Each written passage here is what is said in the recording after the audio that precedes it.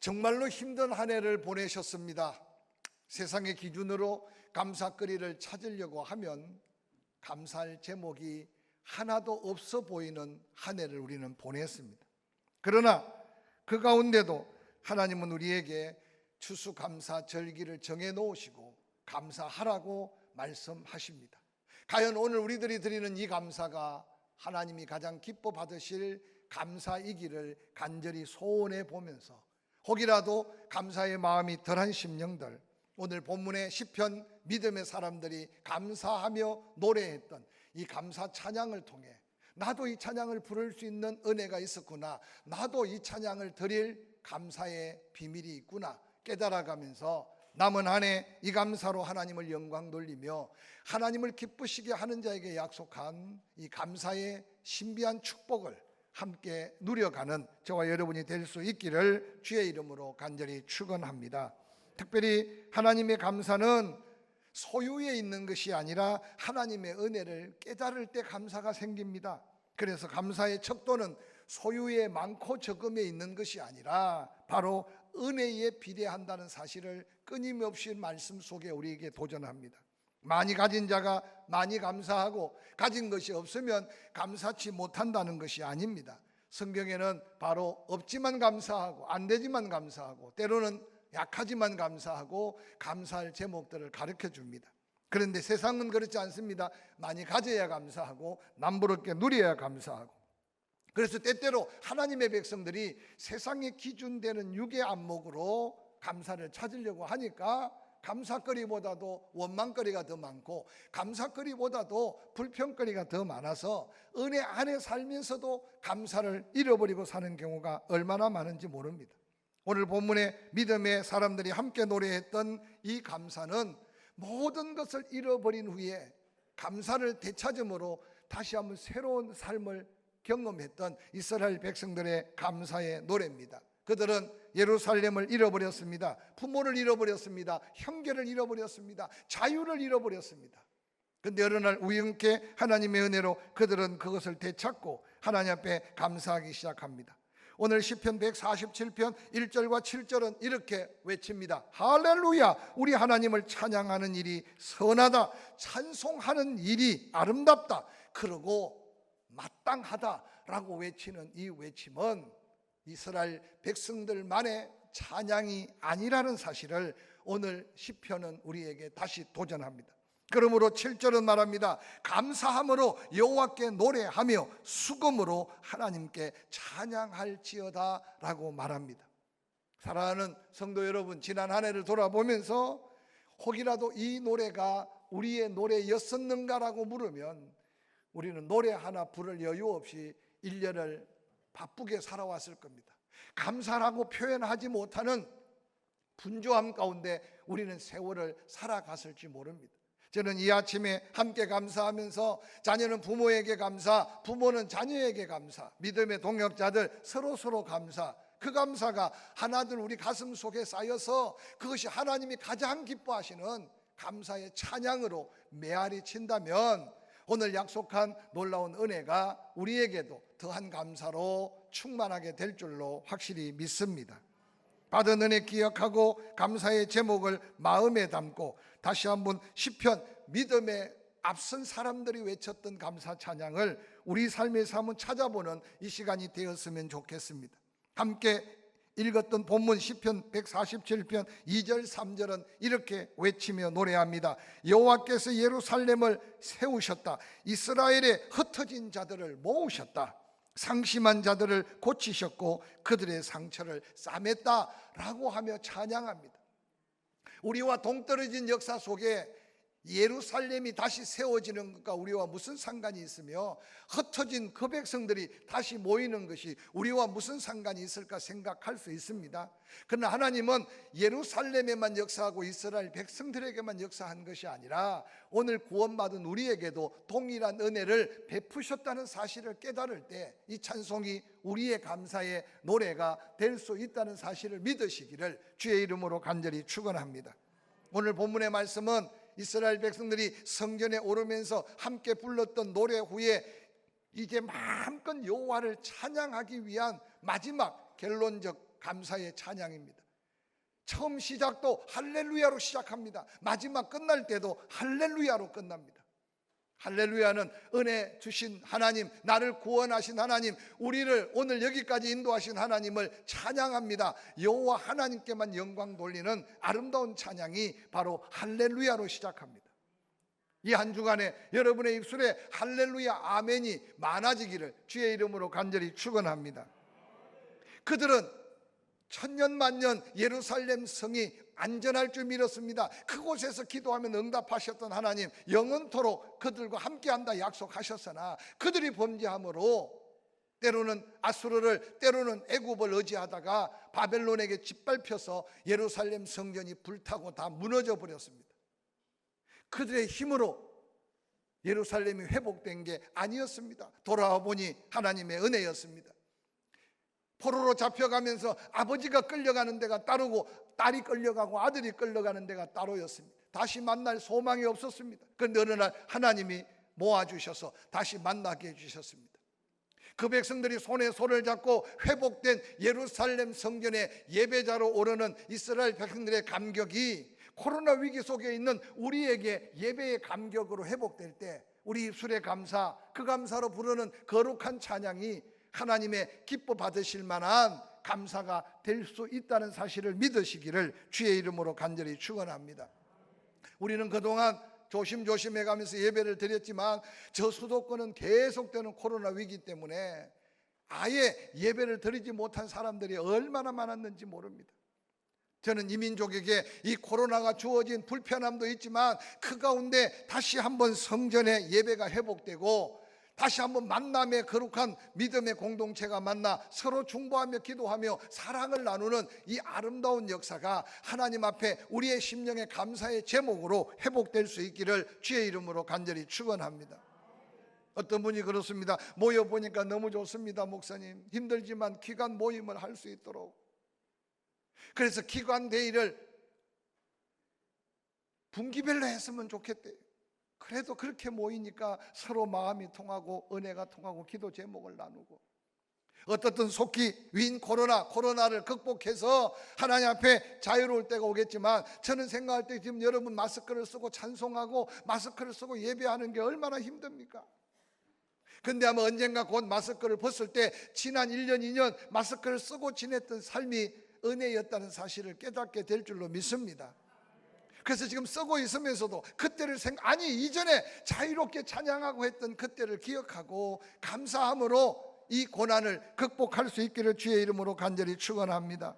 뿐만 아니라 이스라엘 백성들의 감사와 찬양은 상한 자를 고치시고 그들 상처를 싸매해 주셨다고 말합니다. 여러분, 꼭 내가 죽을 병에 들었다가 고침받아야 고치시고 싸매시는 은혜가 아닙니다. 지금까지 건강한 것은 하나님이 이미 미리 간섭하셔서 지켜주셨고 하나님이 미리 도와주셨다는 사실을 먼저 기억하고 더한 감사가 우리 안에 있기를 주의 이름으로 간절히 축원합니다. 종종 어떤 사람들은 나는 DNA를 잘 타고나서 우리 집안은 암 환자가 없습니다. 우리 집안은 고혈압 환자도 없습니다. 우리 집안은 당뇨병 환자도 없습니다. 그런데 그 DNA를 주신 분도 하나님이라는 사실을 기억하고 겸손히 주신 것 은혜인 줄 아시기를 주의 이름으로 간절히 축원합니다. 그런데 때로는 하나님은 고치십니다. 때로는 하나님이 싸매십니다. 그 고치심과 싸매심의 은혜가 있었기에 오늘 우리가 있음을 다시 한번 기억하고 이스라엘 백성들의 이 감사가 우리의 감사가 될 수 있기를 주의 이름으로 간절히 축원합니다. 여러분 모두가 예배의 자리에 나오니까 예배가 되잖아요. 여러분 모두가 함께 손에 손을 잡고 서로 기도하니 하나님의 은혜가 넘치잖아요. 또한 하나님이 고치시고 싸매시는 이 은혜가 있었기에 이 민족이, 우리가 여기 있다는 사실을 기억하면서 이 감사가 우리의 감사 제목 되기를 주의 이름으로 간절히 축원합니다. 또 이어지는 시편 147편 8절 9절은 이렇게 말합니다. 그가 구름으로 하늘을 덮으시고 땅 위에 비를 준비하시며 산에 풀이 자라게 하시며 들짐승과 우는 까마귀 새끼에게 먹을 것을 주셨다라고 말합니다.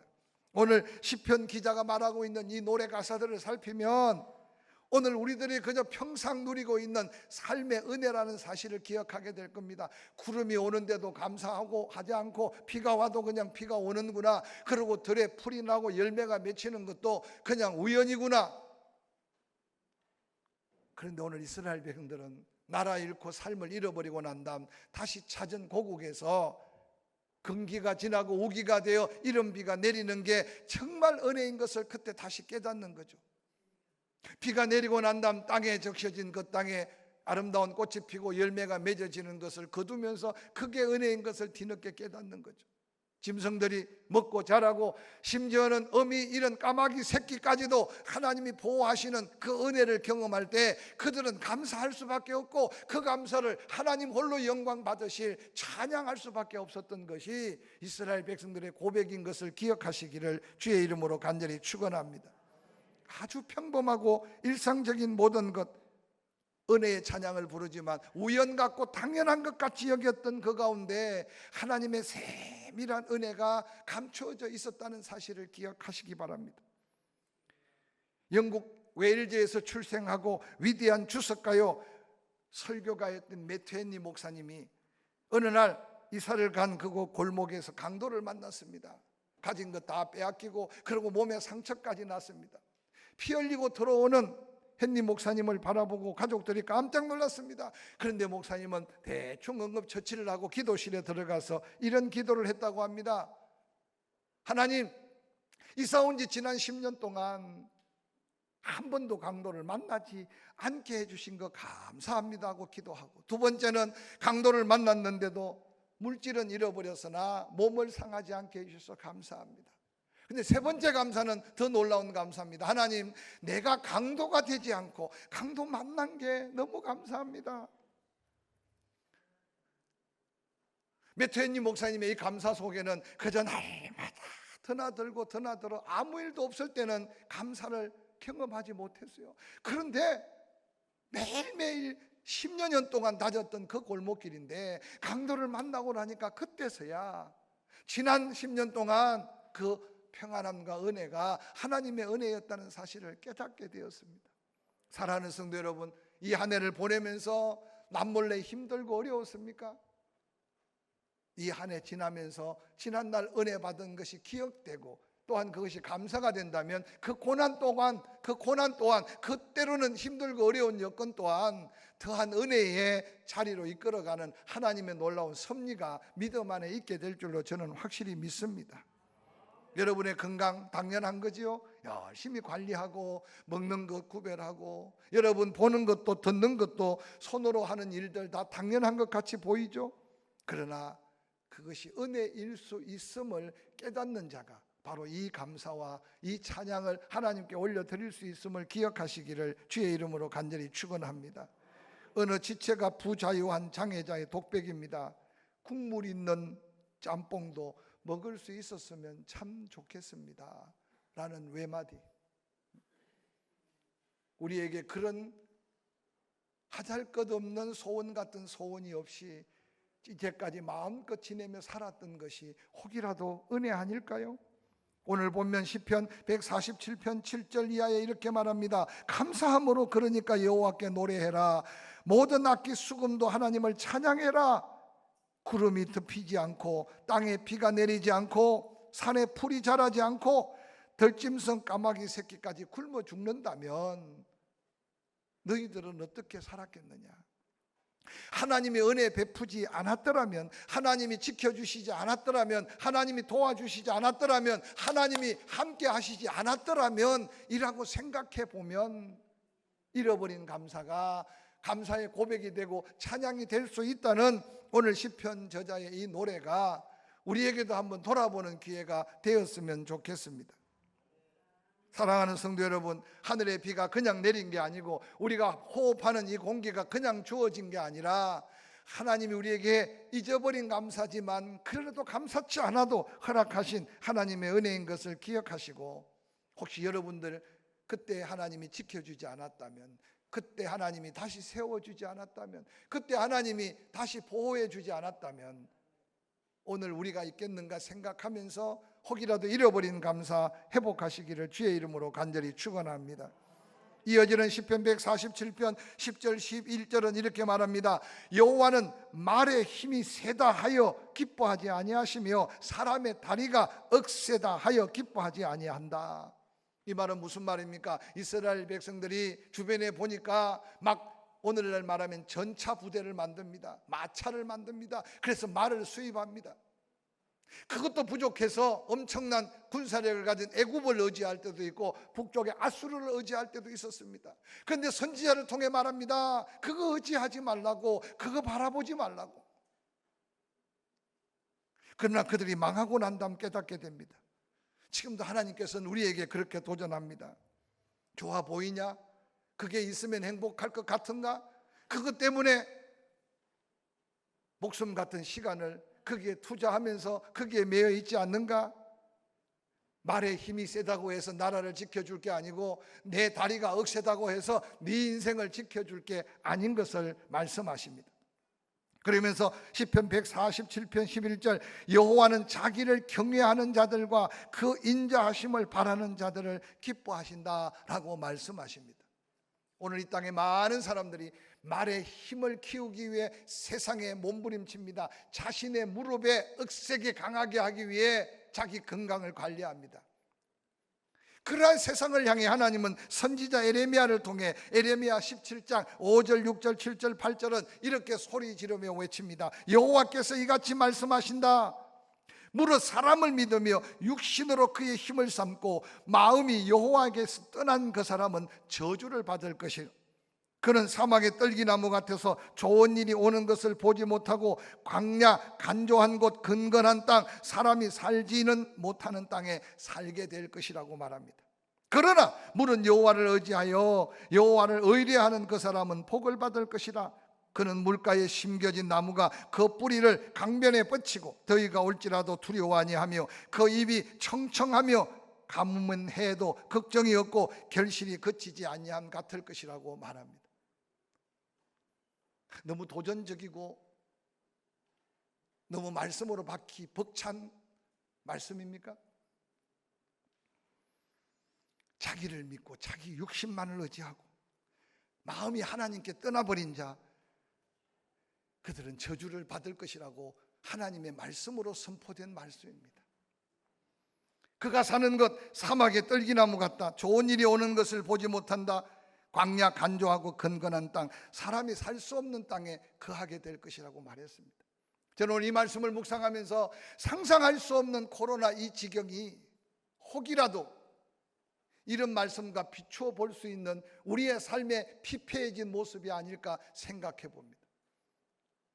이제 곧 극복할 수 있는 은혜도 주시고 코로나를 이길 수 있는 믿음도 주시겠지만 이게 계속된다면 이게 사람 사는 땅이며 이게 사람이 살 수 있는 환경인지 생각해 보면서 이런 위기의 때 과연 믿음의 사람은 어떻게 살아야 할까? 그러나 여호와를 의지하며 여호와를 의뢰하는 그 사람은 다 망하고 다 저주받은 땅 같아도 복을 받을 것이다. 할렐루야. 그는 물가에 심어진 나무 그 뿌리가 강변에 뻗치고 더위가 올지라도 두려워 아니하며 그 입이 청청하며 가무는 해도 걱정이 없고 결실이 그치지 아니할 것이라고 약속하셨습니다. 이 말씀이 하나님을 더욱더 신뢰하고 하나님을 더욱더 의지하며 자기 자신에 매여 사는 연약한 우리가 하나님의 기쁨이 되는 삶으로 변화받는 멋진 그리스도인의 도전된 삶이 될 수 있기를 주의 이름으로 간절히 축원합니다.